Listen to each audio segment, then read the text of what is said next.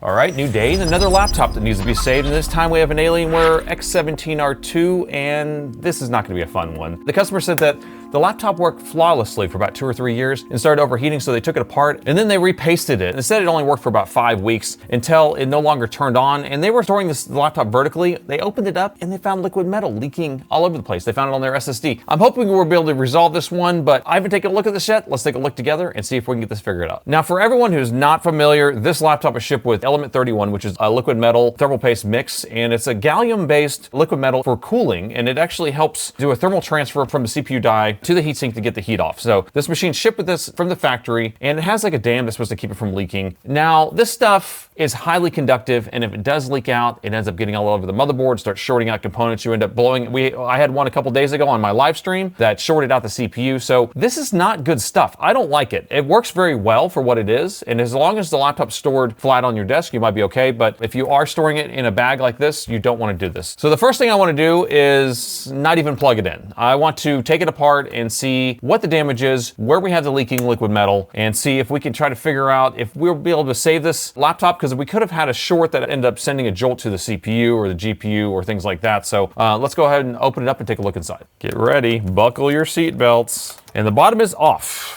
Okay, let's take a quick look around. Okay, I do see the battery is unplugged. We have the main battery here. It is OEM. It has a serial number here. I'm always checking for that type of stuff because we only sell OEM parts, and so every single thing that you're going to buy from us, I have about 700,000 parts in my warehouse for these Dell and Alienware laptops. When you get it from us, you're going to have a Dell, a genuine sticker on it, serial number, year warranty, those types of things, and that's why I'm always mentioning the serial numbers, because you don't want to buy aftermarket products in general. Every time I open this laptop, I love what I see. I love the design. It has 4 fans in it. Very good cooling, okay? This fan right here actually cools the heatsink right here, and it also blows to the center, cools the SSDs, and cools the memory. Very good design. This is the last year that they actually did this exact design, so I wish they would bring it back because this is perfect. But we're not gonna be able to see anything on this side of the board because all the liquid metal's on the other side of the board. The heatsink, the CPU, GPU's on the other side of the board, and I'm not sure if we have liquid metal on the CPU and GPU or just the CPU. Usually they just do it on the CPU itself. Let me go ahead and get this board pulled out and we can continue examining. I am glad that the battery is unplugged, so we don't have to worry about any further damage happening to the motherboard, but I'll get this pulled out. I'll be right back. Now, they said they saw it on the SSD, which is crazy because how could liquid metal get on this side of the board? Because that's what their notes said, is they actually saw liquid metal on the pad of the SSD. So that would be right here. So does that mean it actually whipped around underneath here and came out this side? Whew, that's gonna be some leaky liquid metal, some LLM situation.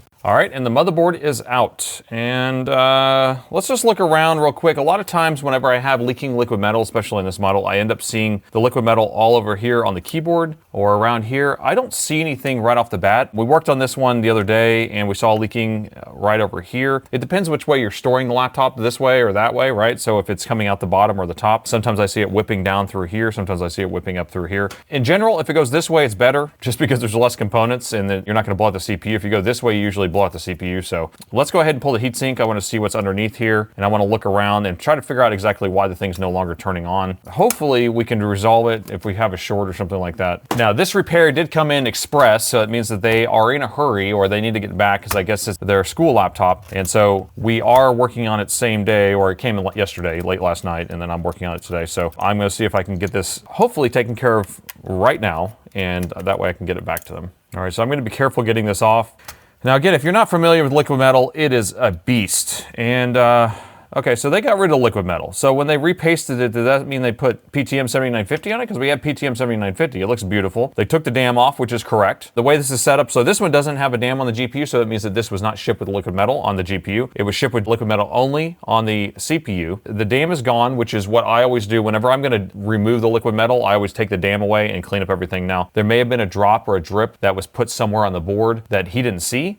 And then I know that he mentioned also in his note that the liquid metal did eat away at the heatsink, and I'll show you what that looks like. So we'll scrape this away, take off all this PTM. But a lot of times you end up getting this buildup on the heatsink because the liquid metal almost like fuses with the copper and starts doing a chemical reaction and creates these kind of, I call them measles. You have to kind of scrape them away, but you gotta be careful. And then I have a light sandpaper that I do sand it with to try to bring it down level and flat in order to get it back to a surface that can actually make contact with a CPU. Otherwise, you're gonna have more of an overheating issue in general because you're not gonna be able to have it sit down close enough, and then the PTM will have to fill in like a bigger gap. And I can kind of see, if you look at the CPU itself, let me get under the microscope.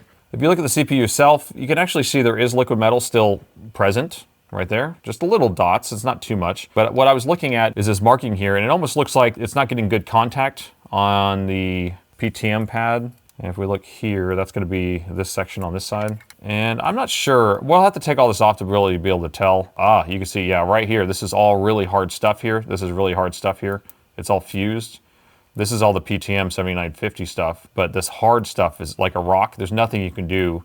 And I bet what's happening, this might make more sense what's going on here, okay, if I'm just kind of thinking through it. So if he wasn't able to get that liquid metal that's kind of fused or bonded to the heatsink off of there, but then reinstalled it, whenever the CPU got hot, since there's no dam anymore, it starts leaking everywhere. The gallium-based liquid metal is supposed to be liquefied, almost like liquid mercury, at like, they say room temperature, some people say 80 degrees. I mean, right now it's 72 in here and it's still liquid in here. So, but room temperature is kind of what I would say. And so, especially if it's hot and, you know, it's in 100C or something like that, or 85C or whatever, it's gonna melt it and it'll allow it to run. So we'll just take a little sweep around the board with the microscope, see if we can find anything. So I wanna look closely. We're gonna go a little bit slow, but I just want to look at any little dot because, like, you know, these are all little solder joints, test pads, things like that we're not worried about. But what you will find is little drops that look like solder, but they're not. So there's some liquid metal right there. You can kind of make it out on the edge of that. So I touch it. So does that mean it's underneath the edge of this? Nope, it's not underneath it from what I can tell. Well, we do have some back here. There's a drop right there. So if we have a drop there, do we have a drop anywhere else? I definitely hate this stuff. It's just not worth it. You know, the risk reward is just not even there. Now all this stuff, this kind of moisture stuff, this is gonna be from the thermal pad that's pressing down on there. It kind of oozes like an oily substance, so nothing to worry about there. We will end up cleaning up the rest of this liquid metal on the CPU, and then we'll be able to address the heatsink to make sure it's not going to be leaking anymore. All right, so I don't see anything there. That's good. I can't believe they said it went all the way to the other side of the board where the SSD is. I don't really understand how that's possible personally. It might reveal itself momentarily. We're just looking for a drip, and I can definitely say that I've seen stuff all the way down the side of this board before, all the way down here on these in the past. They didn't have any issues with the board leaking before they took it apart. It was after they took it apart, but the machine was starting to overheat, so it had been like 2 or 3 years. You know, liquid metal is supposed to last longer than that, but it could have just been dirty fans for all we know too. Let me take off this cover that's on the GPU, so we can look underneath here too. And this kind of sticks across here, but a lot of times you'll have liquid metal go underneath that. We just don't want to miss anything. So I'm just gonna try to peel this up gently.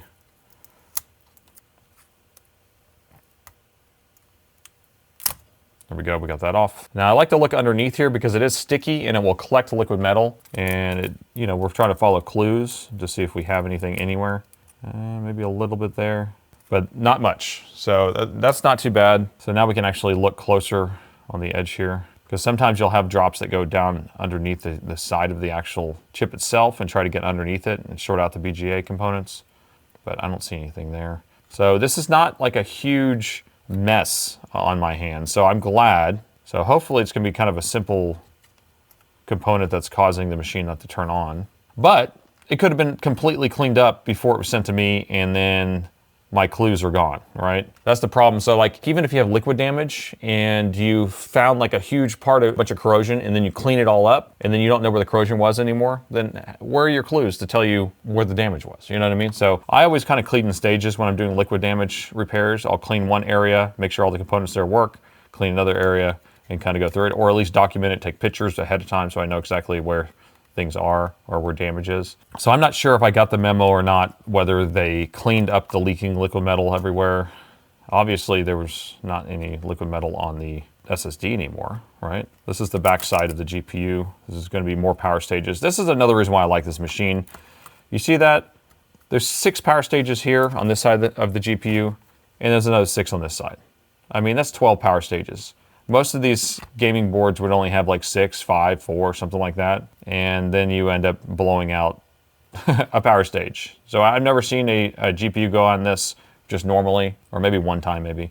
The CPU has 7, which is still pretty respectable. Well, everything looks clear. So that means I need to continue testing and try to figure out exactly what's going on, or even start testing. And let's go back and look at the sticker where we saw some stuff on there. So that could be liquid metal, could not be, I don't know. There's a lot of these like little silver flakes that happen. Those are all from these little plastic shields that go on the board. And they have this kind of a metallic stickiness that kind of comes off, which is conductive also. Great design.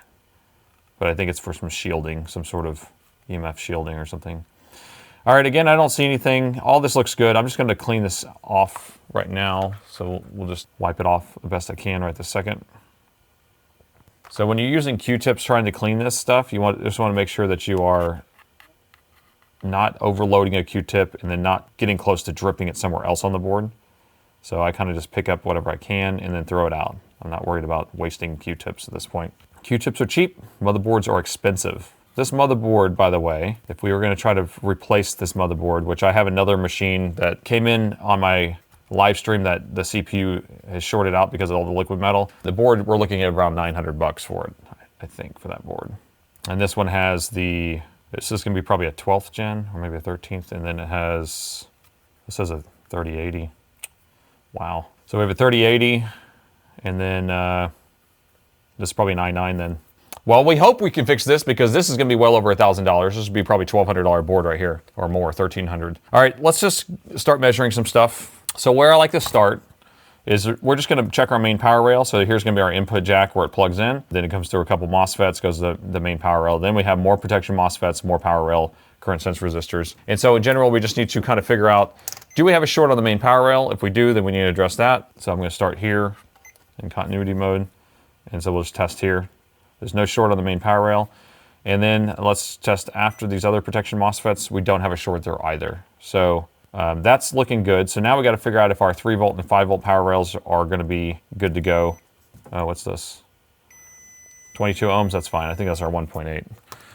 All right, so let me flip this over. We got a couple more coils here. Now in general, you don't have to be this worried about plugging in the board ahead of time. What I like to do is so if it's a spill or we know that it's shorting out the AC adapter, or if we know that we have liquid metal leakage, just make sure we don't have a short somewhere. So here's our 3 volt, here's our 5 volt power rails. Those are both good to go. Main power rail, battery charging coil, and I think that's our 12 volt fan. All right, so those are all good. So let's plug in the charger. So I'm just going to plug it in here, sitting here on the bench, and then we're just going to look at the power meter to see how much current it pulls. Now we should have it go up to about 0.01, 0.02, then shut off, or just kind of hang there at 0.01 or 0.02. That's looking good. Perfect. That's what we want. So we have our main power rail came on, probably 3 volt and 5 volt are present. We're going to have the LDO, which is the linear voltage regulator that powers the EC chip. The EC chip is now running its loop of code, paying attention to any power button presses, things like that. And here's our power button right here. So I can actually try to trigger that on. So I'm going to look right here. And so the way to figure out which pin is what for the power button is we're just going to measure. I mean, I know it's going to be these first two, but just because I worked on this tons of times. So this first, if I measure this first pin, we got 0 volts. So we measure the next pin, it's going to be 3.0, somewhere around there. On Dells in general, the power button line is going to be right around 3 volts to 3.1 volts. Okay, so if you're measuring something like this and you have a bunch of 3.3s, then that's not the right one. So we're going to short these two together, and the machine should come on, and the machine is not coming on. Okay, we have our 3 volt on our power button. We tested that, all right? We have 0.02, which is a resting voltage, so we have the standby voltage ready to go, but it's not coming on. It's not triggering on at all. It's dead. What do you think it could be? Well, we don't know yet, and I don't know yet. I can only guess, and I'm still trying to collect clues at this point, so I got one more clue that I want to check, and if it ends up being this, I'm going to be pretty surprised, but we'll see.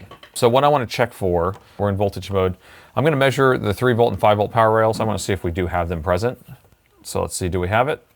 We only have half a volt, 0.3 on this one. What about this one? 0.7, but they aren't 0, right? Because if they were shorted, then it would be 0, but they're not 0. So, what does that mean? Okay, all right, here's what I want you to do. If this ever happens where you don't have your 3 volt and your 5 volt or your 20 volt, the main power rail, so like if I come back over here and measure that one's not present either. I thought we just checked to make sure there's no short. There's no short, but those MOSFETs aren't coming on. But I'm going to unplug the charger. I want to plug it back in. Let's do it again. Let's see if it shows up. Hey, we're getting our 20 volts. Wait, we got it for a second and then it shut off. Wait a minute, what's going on here? Let's go back over here. Let's check this one. Still don't have this, but I'm gonna unplug it. We're gonna plug it back in. You gotta be kidding me. 3.4 came up for a second, shut back off. I'm going to plug it in on this one. 5.2 came up, and it's shutting back off. What does that mean conclusively? I don't know what the scenario was for this thing to shut off and when it was and what the timing was and the story, because, you know, he said it was working and it stopped working and then he tried this and tried that. But then to me, it sounded like liquid metal caused the damage. Well, maybe it did. Maybe it caused a surge. But I can tell you right now, the board is functioning, except it's not. And there's only one reason why. It's because of this guy right here. This guy right here is the problem. And what is he? He's our E&E chip. This is a KB9542 GF. This is going to be the EC chip, the embedded controller that's running that loop of code. You remember I talked about? So it's up and running. You can see our 0.02 right there on the screen, right? So it's on. And if we look at it under the thermal camera, you can see that it's on right here. See, it's warm. So it's actually powered on. So why would I say that's the issue? I'm looking at the rest of the board. I don't see any other issues going on. What's this guy actually? Oh, that's going to be the LDO. So this is going to be the LDO's on, which is that linear voltage regulator, a low dropout power supply. And it is supplying voltage over here to the EC chip. So this thing is on, and if you're wondering what thermal camera I'm using, it's a Thermal Master P2 Pro, but this does make it a lot easier to identify what chips are on or not. But the whole point of talking about this is when I press the power button, nothing happens. When I turn on the power supplies, when you plug in the power and these power rails come up momentarily, then shut back off, it's the EC's responsibility to actually start these power rails up. But when you first initialize or plug in the charger, it needs to turn them on immediately, just to kind of do an initial check. And that's why they're coming on and shutting back off. We have an EC issue, probably corrupted EC. We probably need to just reprogram it. It's probably going to fix the issue. I don't know why. I don't know what that has to do with their liquid metal issue, but all symptoms point to that. So let me just go ahead and reprogram the EC chip and see if that resolves the issue. Now, programming an EC is not a straightforward thing. Some motherboards actually have it where you can program it through the keyboard header. Some of them you have to take the chip off, put it inside of a programmer. Some of them you have to do what I'm about to do. I have to use these probes. These are going to be the JFIXX probes. I can actually put wires on here, put it on the debug header traces, and some of them actually are automatically programmed. Those are going to be the easiest ones where you just unplug all the power from like the battery and the charger and then plug it back in. That kind of resets everything and then it gets programmed from the BIOS. Now this machine does not have that option. So we're going to have to actually do a manual programming, which is fine. I've done it so many times. I've done it in quite a few videos. So here's what we're looking at. We have our debug header here. And this is going to be my cheat sheet that I made. So the debug header, we're only going to use these first 4 pins. So I have these labeled, but this is going to be DO, DI, this is going to be CLK, and CS. Okay. I just have them labeled by my wires that I have hooked into my programmer, and I'll show you that. So that makes it easier for me to kind of just less thinking, just hook up wires. So before we hook anything to this, because what we're going to end up doing is we're going to put these little probes on here. But I need to reflow these. We need to get the oxidation off of those terminals so it's easier to connect to. So I'm just going to use a soldering iron, just kind of clean off the solder balls on there and use a little bit of flux, and that will get it nice and clean. And then some alcohol. All right, so those first 4 pins are the only ones we're going to be using, and they should be easy to connect to now. Now, is this going to fix it? I have no idea, but we will see. All right, so here's my programmer. They're not cheap, a few $100s, maybe $400, I can't remember. I have it set up where you can do it through the keyboard connectors here. It's for different types of motherboards. This one doesn't program through the keyboard header, so I have to use these wires, and then I hook these wires onto my JFIXX probes, which I do have a link down there. Any of this stuff, you can just look that up. But these things are super useful for all sorts of different projects. I enjoy using them because I used to solder onto each one of these leads every single time, and I hated it because you can't, it's hard enough to get small enough wires, but if you could just set this thing down, it works in the first try. Nothing to worry about. So pretty easy. All right, you got that plugged in. So let me just hook up these probes. I'm going to get everything kind of lined up. We'll kind of skip ahead. I've done plenty of videos on this, so you don't need to kind of see all the details, but I'll get this all set up. All right, I got them all connected here already. So now let's go ahead and pull up the programming software and see if we can connect to the chip. Sometimes it works on the first try, we'll see. All right, so I have the software pulled up. I'm just gonna make sure I am connected to my device here. And so it is showing I'm connected. Now I need to actually select the chip that we're gonna be reading from. And we're gonna be reading from the 9542 GF chip. And so I got that selected, and we are using soldering. Okay, so I just need to select soldering, and then we'll send that to our programmer, so we do have that sent. The next thing is we have to actually plug in the motherboard, okay? So This has to be powered on in order for us to connect to it. So the motherboard is now powered on. We're gonna see if we can test connection, and it's saying that we're not connected to the E&E chip. So let me unplug the power from the motherboard and let me check our connections again. And I think I can see that maybe we moved a little bit. I can't tell exactly. Let me check this one right here. Maybe this one's a little off. These are super tiny. All right, let's check it now. All right, plug it back in.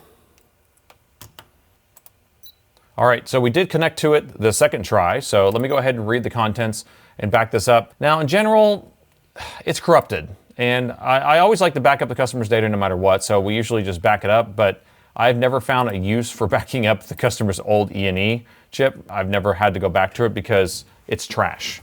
So it is reading their contents. Now, there's nothing vital stored in this. There's no like their BitLocker key. This doesn't change any of that type of encryption. None of that type of stuff is in there. This is more the function of starting the machine or even reading the keyboard and things like that. So now we need to write a new one to it. I do already have one downloaded and ready to go, but let me go ahead and show you how I get a new EC for this machine. All right, so you need to go to Dell.com. I need to go to the model that you are working on. So we're doing the X17R2. We're gonna go to downloads. And we need to download the recovery BIOS, okay? Because that's where we're gonna extract the BIOS contents, but then there's also an EC region in there. So BIOS, and then when you come in here, instead of clicking to download, we want to click on other formats. We wanna use the RCV file, which is gonna be our recovery file. It would be nice if we could just run BIOS recovery on this to fix this issue, and it would totally fix it if the machine would turn on, but you have to somehow trick the machine to come on. So here's what I do is I just copy the name of the file because I wanna make sure that we name it correctly, because a BIOS recovery file is always gonna come down as one of these recovery images. So I'll just rename that to what I just found it as. And then we're gonna cut that out of here. And I was just moving into a downloads folder that I use for just doing this BIOS recovery stuff. So there's our file right here. I'm gonna select the whole name and copy that so I have that in my buffer. And so we need to run a command on it, okay? In order to extract the contents out of there, break it up into its respective files. Now there's a few different ones. So there's gonna be Dell PSF extract. There's also, let's see if I can find it in here. Okay, AMI UCP extract, AMI PFAT extract, and then the inside. So it's gonna be one of these. I think it's gonna be the inside. So you just kind of go through each one of these. Now, search for that. There's a GitHub. You can go get all these. I believe it's gonna be this one. Let's run it. It did not work. Okay, so let's try another one. So I just kind of go through and run them all until I get it. Then it must be the UCP. Yeah, it must be the UCP one. So let's try that one. Nope. Am I gonna get the last one here? Then it is the PFAT. There it is. So it did extract properly. So now we can kind of go back and look at our folder that we just got created. So here's our folder. And so this gives us all the regions of the BIOS. This is the main file right here, the 18 megs. And then we have a region here. We have all these other little things here. But what I like to look at is the OEM EC region, 192 kilobytes. That is the file we need, okay? So that's what we're gonna be loading into our piece of software. So now that we have that downloaded, ready to go, I'm gonna write a new one, and I need to select the file that we just extracted. And I got that loaded in there, and right as it loads in there, it starts programming it. So this is a pretty straightforward process once you get the connection working. The hard part is getting it to connect. So that's why, you know, tating the pads is easy, getting these probes are easier. I'm just trying to give you a little bit of insight on being able to get this to work a lot easier. Now, I haven't been able to successfully connect to some of these like Novoton chips or things like that. Dell doesn't use ITE chips, so it's always gonna be an E&E chip that I'm using this on for the most part. I haven't had to deal with any of the other ones. But once we have this program, I am pretty confident that this will turn on, okay? So let's take a look here. All right, so it's done programming. I'm gonna unplug this. We gotta unplug all these. You gotta be careful, these are needle tips. You don't wanna damage them, so be very careful when you're setting these things down. They are not cheap. All right, we could keep it in this housing. Nah, I'm gonna take this down. Let's get this back on the bench here. This whole PCBites kit probably cost me about $140, well worth it. You could buy it where you just buy the probes, but it's nice to have this little plate. I know JFIXX recently did a review on his. He actually has the newer one with the newer tips, which may be a little bit better than these. And I'll link to JFIXX's video down below. If you haven't watched his videos, he has really great content. He's working on all sorts of different stuff. So it's great whenever I can support other YouTubers that are passionate about what I'm doing. So go ahead and give him a follow too. Okay, everyone, you ready for this? So came in for liquid metal leaking. I didn't find any liquid metal. completely dead, has a symptom of a dead EC chip. The chip itself usually is fine, it's usually a corruption error. I've seen it with power surges, I've seen it with overheating. I don't know why it would happen or what's going on with this, if it's just a coincidence, but let's go ahead and do our measurements like we did before. This time we should get this main power rail to stay on, so let's go ahead and measure and see if we get 20 volts staying on. 20 volts, 20 volts, 20 volts, 20 volts, staying on. We'll go back to our 3 volt and 5 volt power rails and see if those things are coming on and staying on. 3.4, and it's on. And we can check our 5 still on. We don't even have to reset it. Okay, so with that said, this machine should just come on. All right, so I'm just going to press our power button. We'll short out those first 2 contacts. Keep an eye on the power meter. We're gonna start pulling some current. 1.2 amps, 2.86 amps, and the machine is coming on. So that shows me that's working, shows me it was an EC issue. I'll have to go ahead and get this reassembled, but before we reassemble it, we need to address those measles that are on the heatsink. So if it wasn't bad enough that liquid metal is really good at cooling the machine, but it's really bad at destroying machines because it leaks a lot, or it's very conductive, but this measling is a nightmare to deal with. So I'm just gonna scrape this off. I have a plastic scribe here. We're just gonna try to scrape off this PTM and see what the damage is. And we will put some fresh PTM 7950 on here. I have some authentic Honeywell product that we will put on here. Oh my gosh, this stuff is a brick. All right, so the PTM is off. That's what all this kind of lighter gray stuff is. This darker gray is gonna be the remnants of the liquid metal being part of the heatsink now, fusing with the copper metal. Okay, so now this is when we have to get a little bit more aggressive. Now, how in the heck can you actually set this straight down onto the CPU core and have it sit properly? Now, I guess the die's sitting in here, but this still is gonna be rising up right there, rising up right there. There's no way that that will sit flat, right? Now, if we get down really close onto this and take a look, you see that there's still liquid metal in that little divot. It almost looks like a little volcano. And I bet if we get this thing hot, it will start liquefying again. But this stuff is hard like a rock. You see that? Like, I'm pressing really hard on this. And it's all over the place. It's like plaque. So, yeah, I just bent my tweezers. Great. Okay.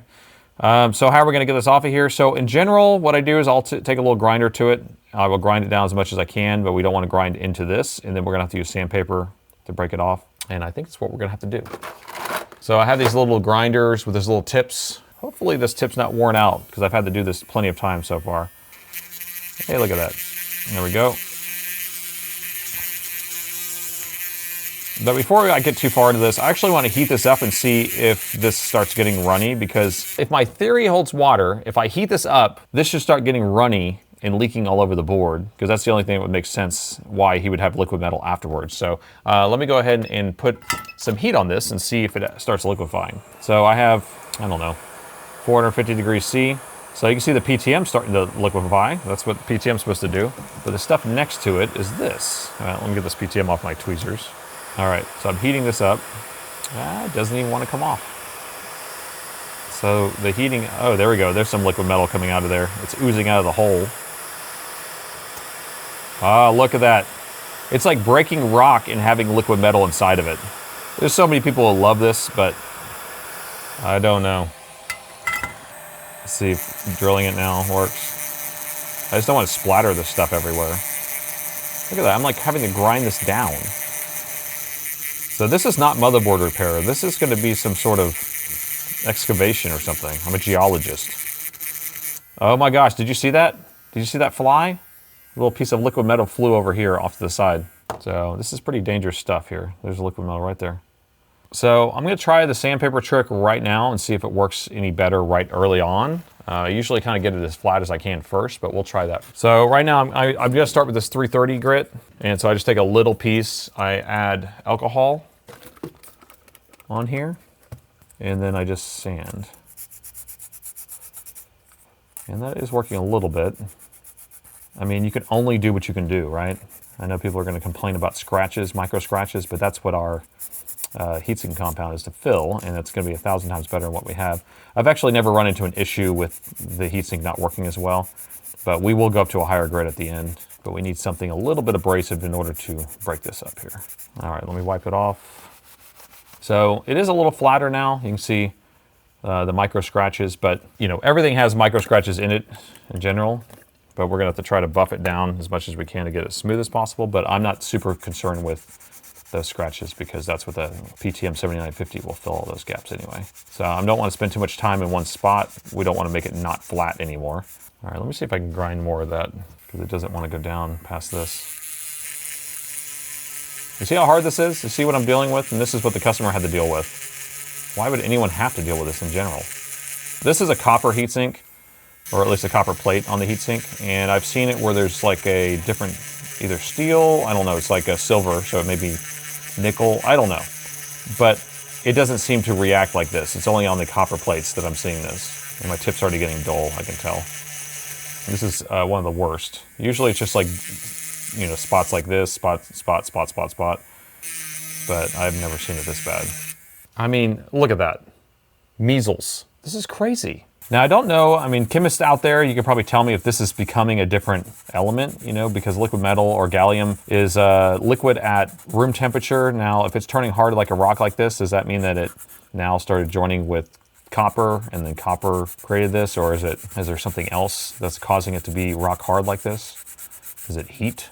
I want to know. I want all these smart scientists in the chat to tell me this. Okay, got this flattened out pretty good. That took about 20 minutes or so. That's a lot of work just to try to flatten this thing out. Otherwise, they would have to replace the heatsink fan assembly, which is about a little more over $100 then. But yeah, it's nice and smooth. Everything feels really nice. So we'll be able to continue. I'll go ahead and put PTM 7950 on here. We'll reassemble the laptop and then we can finish testing. All right, I'll need to scrape off this old PTM off the GPU. All right, everything's prepped, nice and clean. Before I reassemble, I want to check the fans. I'm just going to check one fan for right now. Now, if they said it was overheating, they changed out the thermal paste. Did they check the fans? Because on these, a lot of times you can't tell. The fans look clean, but then when you open it up, you actually have a bunch of fur in here. So I'm just going to pop this open while I have it apart. This one's held in by 3 screws. And it looks like it has been taken apart, and it's caked. Interesting. So I guess they didn't clean the fan. So it is filled up right here. So just because the fans look clean, and if you blow them, it doesn't mean that it's going to be cleaned out, but look at all that. See how it's all caked in here like that? So it's like, you know, you blow from the outside, you blow from the inside. The only way that blowing the fans work is if you do it every month, because then you can prevent this buildup. But because this machine was overheating, they just changed the thermal paste, but it couldn't get the heat out because this was completely clogged. So that means we're going to have to check the other one. So I'm just going to get as much as I can out of here, and then we'll use a toothbrush and scrub it, and then we'll blow it again. So always have a dedicated toothbrush that's just for cleaning these, because you do not want to use a flux toothbrush to clean fins out. Everything gets really sticky. Scrub it like that, and then we'll check the side. So the side actually looked like it had been cleaned before already. And then the fan itself looks okay, but I would just kind of go through and clean each fin like this on each side if I can access both sides. Sometimes you can't access both sides, but you can see what came out on my desk here. So let me pop the other fan off. That was not expected to see that much fur in there because it had just been cleaned, I thought, you know, but changing thermal paste does not mean cleaning fans, I guess. So if you have an overheating issue, most of the time it's gonna be a clogged fan. Thermal paste is usually the least likely, because if the heatsink is getting hot, it's doing its job. So if it just can't get the heat off, then there's an issue. Yeah, this one's not even untaped. So, and this one's clean. What? Oh, wait, hold on, wait. It looked clean for a second. There's a big chunk of stuff here, but it's clean back here. And the other one was clean on the side, but then dirty on the back. So we do have a huge pile of debris here. Look at that. And that might have been, yeah, so this looks like it was probably in the back fin, and then they blew some air in it and it flew over here. So that's still not cleaning it. You have to take it apart to clean it. Hopefully you're learning lessons here, people. All right, so toothbrush the fins. The fans already look pretty clean because they focused on cleaning those. All right, so let's go ahead and blow all this stuff out. So if you're gonna blow out the fan, I usually just hold it from spinning. You don't wanna mess up any bearings. That was the Metrovac that I used. Has plenty of power. Okay, we can reinstall these now. Well, I sure am glad I checked those. I almost didn't check them. I was like, oh, they just changed this stuff out. Oh, they just cleaned it. So I could have just assumed that they did it, but this is just, you know, whenever I'm warranting things, you have to kind of do everything, because you can't just assume something happened. So because I give a year warranty on all my repairs, it's like, it's not worth just assuming, because I have to pay shipping both ways. That starts getting expensive, having to warranty things like that. And if the customer says, oh, it's still overheating, or if we put it back together and we're like, oh, it's still overheating, it must be the heatsink issue. No. It's gonna be because it can't get the heat out. And then we can add this to our Gooch collection for the Gooch collector. And let me clean up all this mess here now. Look at that. Oh, gross. Okay, we're putting the PTM 7950 on here now. Peel it. There we go, we got it off. All right, so we have this nice and buffed. We have that all clean.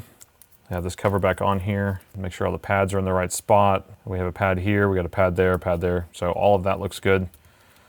This one looks a little dirty, but I think it's okay. I don't see any liquid metal anywhere, so we are safe to reinstall. Now these are numbered, so it says 1, 2, 3, 4. It wants me to put the GPU screws in first. Now, not all heat sinks are numbered, but in general, you just want to kind of do it in a cross fashion, back and forth. And sometimes it just wants you to do one of the chips first. But it's just like putting a wheel on a car. You want to kind of go back and forth so it has even pressure. All right, all those screws are installed. Plug in the fans. We did do a sweep across the board or around the board. We made sure that we didn't have any leaking liquid metal anywhere else that we would notice. So I think we're safe on there. I don't understand how they saw liquid metal on the SSD, which again is on the other side of the board, especially since we didn't see anything anywhere else. Now there was a chance that sometimes you have kind of a drip that you just don't notice and it gets on something else. Maybe it could have been, you know, on the bottom cover or something, I don't know, you know, and maybe then you saw it there, but I'm not seeing an issue with that. Let's go ahead and get this installed. Let's see if this thing powers up and see if it passes some diagnostic tests. All right, you got the motherboard reinstalled. Let's go ahead and boot it up and, well, let's see if it boots up actually. We don't know for sure. We're just assuming that I did resolve the issue.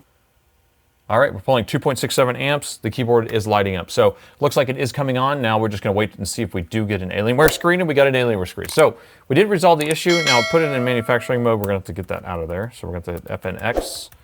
That clears that out. And then let me turn the machine back off, and then we'll reset it and see if we can boot into diagnostics. We're pulling about 5 amps. Boot failure, I don't have his SSD in there, but I'm gonna boot into diagnostics, and then we can just kind of run a quick diagnostic on all the components in the machine. And then we can try booting to a test operating system, and I'm gonna run a full stress test on it. Let's see what the temps stay at after we put all that PTM 7950 on there. It says hard drive's not installed, that's fine. Battery not installed. Did I not plug the battery in? I did not plug the battery in. Let me resolve that issue. Done. Anyway, now are pulling 120 watts. Right now it's going through and testing all the fans, make sure all the fans are good. We don't hear any clicking or any bearings failing on there, because we want to make sure this thing is going to stay nice and cool, because that was the original issue on why they took apart the machine in the first place. So if we can make it where they don't have to take it back apart, then we're good to go. All right, passed all the tests, and let's just see what we have here. Temps are looking pretty good. We're only at 76 degrees C on the CPU, and then only 45 on the graphics card. But you know, we didn't run like a full stress test or anything like that. So let's boot into a test operating system, and I'm gonna run some Firmware and some Prime 95 that will max out everything. And let's see what we can get the temperatures up to. All right, I booted into my test operating system. This is my Alienware install, and I got a new wallpaper that was sent in by Bruce. He's one of our subscribers here. He sent it in, I added it on here, so thank you, Bruce, appreciate that. So let's go ahead and get a stress test started. I'm going to start with our Firmware, which is a GPU stress test that will actually push the GPU to full max. This is a RTX 3080 Ti, so it is a very high-end graphics card. Right now we are sitting there at 121 frames per second. What I want to look at is to see what kind of temperature we're getting to. We're starting at 64 degrees C. We have a hotspot of 74. Let's see what that kind of goes up to. Here, let me change the angle so you can see it better. So what we're concerned with, we just don't want this to go above generally 80 degrees, somewhere around there. I always like the GPUs to kind of sit on in the 70s. Right around there. So we'll see if we can get this to stay in there. It looks like it's sitting there right around 69, but I'm gonna let it run for a few minutes and I'll be right back. All right, so I've let this thing run for a couple minutes. This is exactly what I wanna see. So it's sitting there right around 71C. The hotspot's around 79. Now you can see that the GPU usage is staying at 100%, so it's not like it's trying to do any thermal throttling. So this is working perfectly. I'm not concerned with the GPU having any heat issues. Now let's go ahead and start up our Prime 95, which is our CPU and memory stress test. And let's see how the CPU performs. All right, so Prime 95 is pulled up. I'm gonna go ahead and get that started. And we can see how it's gonna perform here. So we can see that we have all the cores are starting out at full blast. I do see that we have some stuff saying that's actually thermal throttling for a second. We have 4 different areas that are thermal throttling. Now this is normal to have a couple of cores do this. Now it doesn't mean that it's gonna have a issue overall, but we want to see that for the most part that every single core is staying at 100%. And it really depends on the heat here. So most of these are staying right around 80, 70.